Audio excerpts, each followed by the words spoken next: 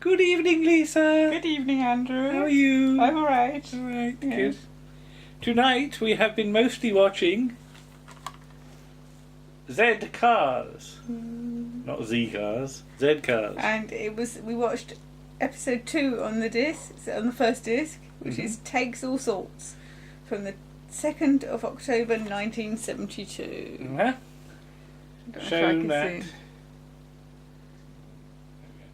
Shown at 10 minutes past 7 in the evening. Mm-hmm. Takes All Sorts, written by Leslie Duxbury, produced by Ron Craddock, directed by Ian Wyatt, script editor Tony Holland. Yes. There's a name that will go on to other things. Other things. But Ron Craddock, who will go on to be producer of Angels. Yes. And what do you think of this episode then? It's quite a fun episode. It's not really very dark. It's quite a light one. Yes. And we've been meaning to talk about it for some time ages. because of a certain scene. Because of something that happened. But yes. yeah, just looking at the sort of list of missing episodes, and this is from 1972, and yes. the first half of 1972 is missing. I still can't get my head around that. But the second half of 1972 mostly exists.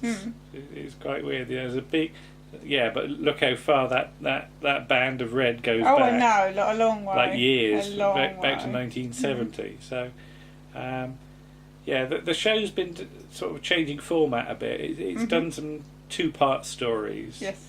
And it's gone back to single 50-minute ones now.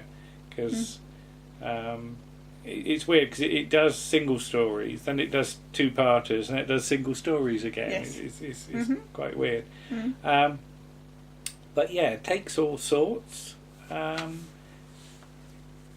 to see it says exists. But, right. Well, it obviously it does. But the quote, Radio Times, I'll find you the thing.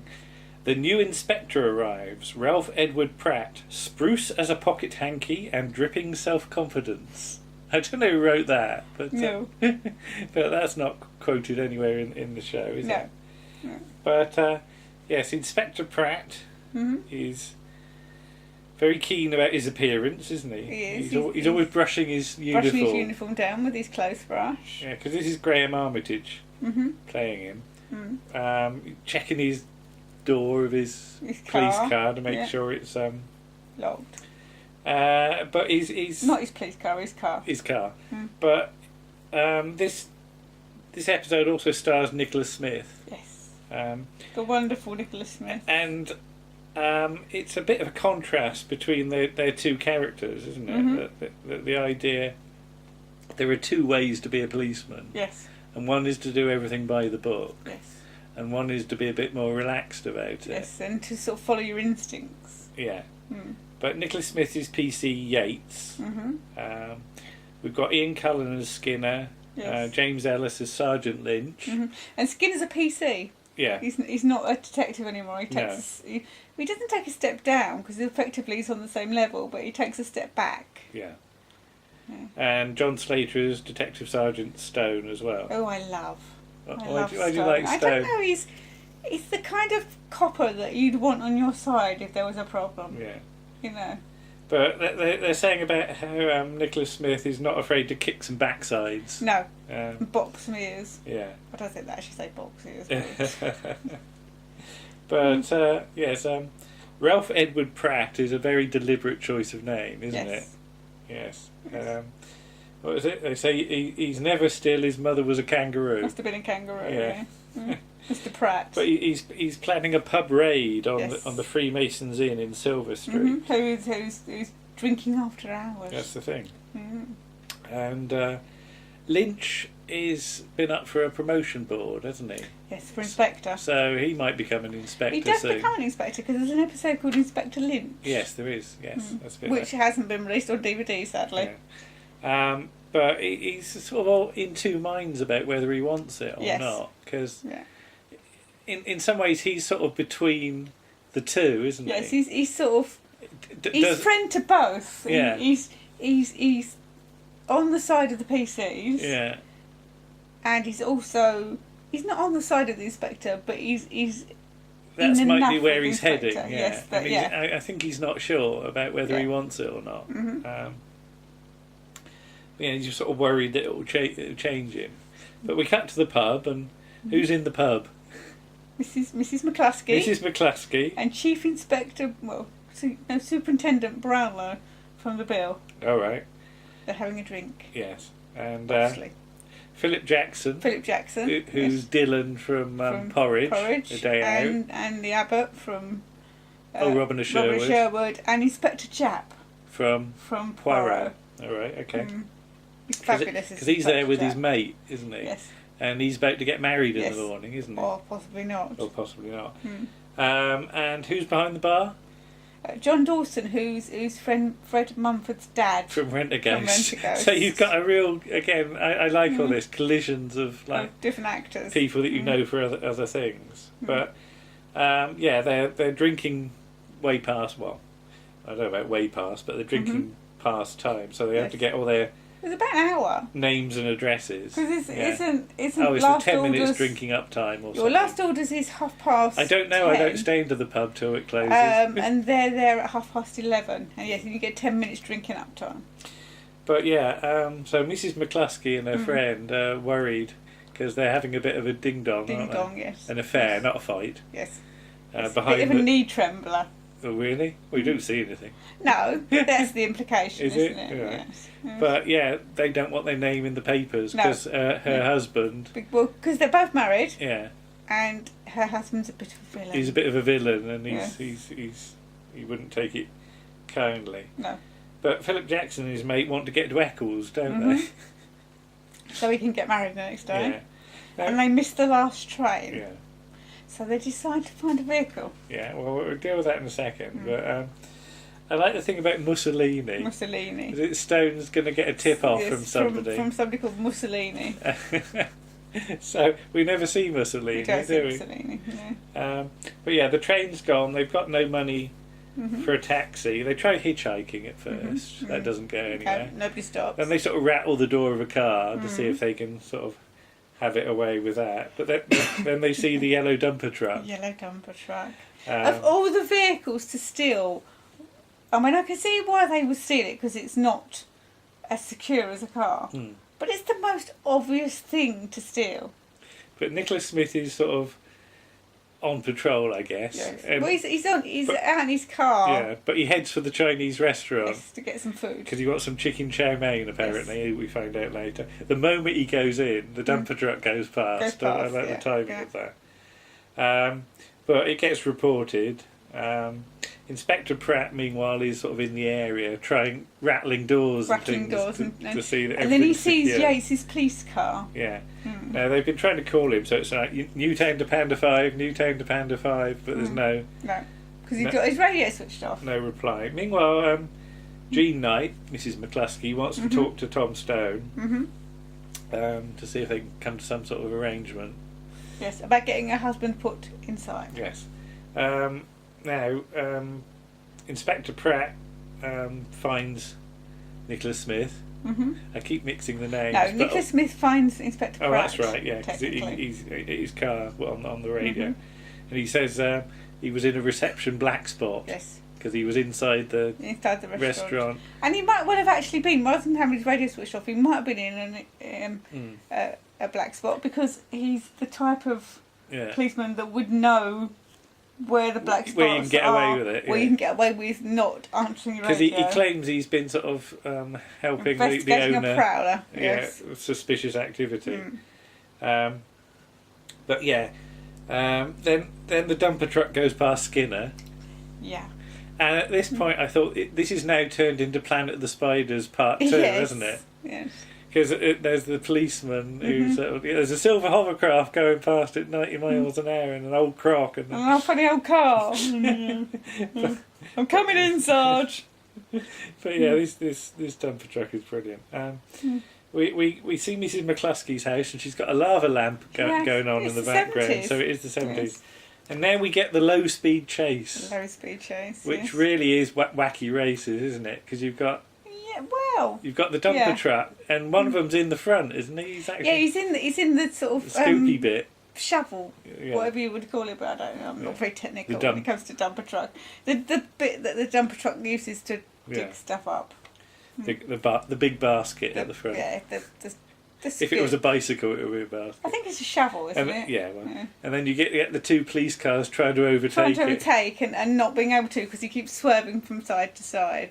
Philip Jackson, who's driving. And Inspector Pratt wants to overtake, and eventually they sort of manage to sort of box it in. And then the car and it bangs into the side of Nicholas Smith's car. Yes. And he complains that Inspector Pratt's like Steve McQueen. Steve McQueen, yeah. And you're assuming that's a reference to the film Bullet, are you? Possibly, yes. Yeah. I'm not familiar with... Yeah, as I said to you, the only Steve McQueen film I've seen is The Towering Inferno, and I don't think it's a reference to that. But they get hauled in, but they won't make any statements for Pratt, will they? Because they keep their right to silence. He sort of rubs them up the wrong way by being too stiff and starchy, doesn't it? And they're not having any of it. No. But yeah, Mrs. McCluskey wants to put Frank inside. Yes. And then you get the phone call to Stone. Mm-hmm. Stone's now in bed in his pyjamas. Yeah. I like his little bedroom. It's like really small, isn't it? And he's got a phone, a bedside light, and there's a window with some shrubbery. Yes. And that's about all you see. But he's what do you think of his pyjamas then? Yeah. They're quite nice. Yeah, not bad. You've got pyjamas. I was going to say they're quite like mine, aren't they? Yes.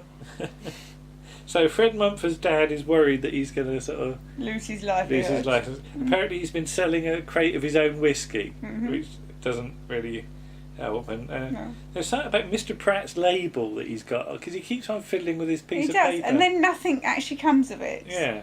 I thought it was more important. Yeah, all he says is, I don't want to be accused of stealing. Because they've taken samples of the beer or something, haven't they? To make sure it's beer. And not sarsaparilla. Not sarsaparilla, yes. Yeah, I've never had sarsaparilla. I don't know if that... Inspector Pratt's brushing himself down again. Yeah. Is there anything about this? No, that's a different set of notes. That's another thing entirely. No, don't know what it is. Oh, that's an Are You Being Served one. It says iron left on. Oh, right, okay. Yeah. Sorry. But yeah, Pratt and Yates are sort of contrasted now because they have a sort of talk. And Pratt says that Yates is a scrounger. Yates says he knows more about policing than he ever will. Pratt says you deliver furniture in your police car, don't you? And stuff like that. That would be a really stupid thing to do. Not big enough. Yeah. Stone arrives, and Mrs. McCluskey's gone home because she wasn't going to hang about. No. Has her husband come back? He says that his car's got croup. Yes. So, like Private Pratt. I don't know whether that's a Private Pike reference or not.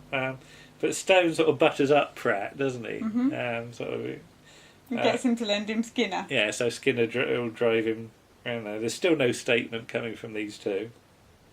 But Stone says that Pratt is mechanical, but Yates is a better copper because he's cunning. Yes. But so he sort of arranges for one of them to go to the toilet. Yates does. So he goes up to the other one, looks at him, and goes, "Your ends are splitting," meaning his hair, just to sort of disorientate him a bit. So we cut back to Mrs. McCluskey's house. There's a very nice boom microphone in the top left-hand corner at one point. Yes, it sort of bobs down and goes, bobs back up again. Yeah.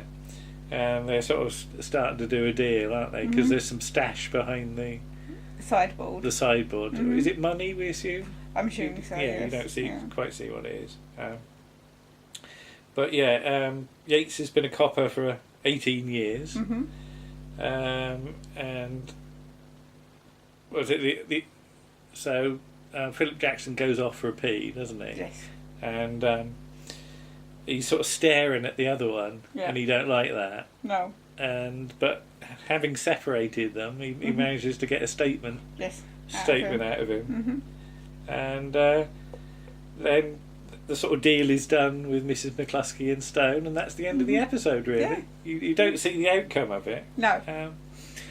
But it's very much a character piece, isn't it? That it's all to do with how you approach being a policeman. Yes. And this thing about you know, doing it by the rules is not necessarily the way to do it when you're dealing with real people. You've got to have some sort of flexibility. Yes. And I think that point is very well made. So, and sort of Lynch is sort of left to think about, how if he does become an inspector, how he's going to approach it. I think. Yes. So, but I like this episode very much. It's it's a very easy one to watch. Yes. Yes. There's nothing too hard in it. And I think having the familiar sort of faces as sort of guest people is very nice. So yeah, I really like that one. It's not a spectacular one, is it? No, It's a bit of it's not a plodder. It's just it's all the things involved. Apart from sort of robbery, possibly, there's nothing there that's too much. No, there's no really outstanding cases. But yeah, I enjoy that. And yes. It's a while since we've seen some 70s Z cars, isn't it? And again, having sort of seen the 60s ones, the 70s ones took a bit of getting used to, because the series had changed a lot. Yeah. Between the early 60s and the early 70s. Perhaps they're not the best episodes, but they're still perfectly watchable. Yes. Yeah. And looking at this list here of missing ones, I really want some more. I mean, there's quite a lot you can see, certainly from this point on. But there's still red ones into 1974. So I think the last missing episode is Dinner Break from the 11th of March 1974. After that, everything exists. Final episode being Pressure. In 20th of September 1978. So, that's a good old long run for the show. But, I always used to think of that episode, Pressure, because that's the one that ends with Lynch putting the shutters down coming down on the police station. And in my work, I sometimes work on the cigarette counter. Not so much now because they don't currently have a shutter on it. But you'd have to put the shutter down at the end of the night. Did you think of dead and cars? Every time I did it, I thought of Lynch putting the shutters down on the police station. For the final time. Oh, that's nice. Yeah. Okay. Well, we'll say goodnight and we'll have a cup of tea, I think. Yes. Bye-bye. Bye.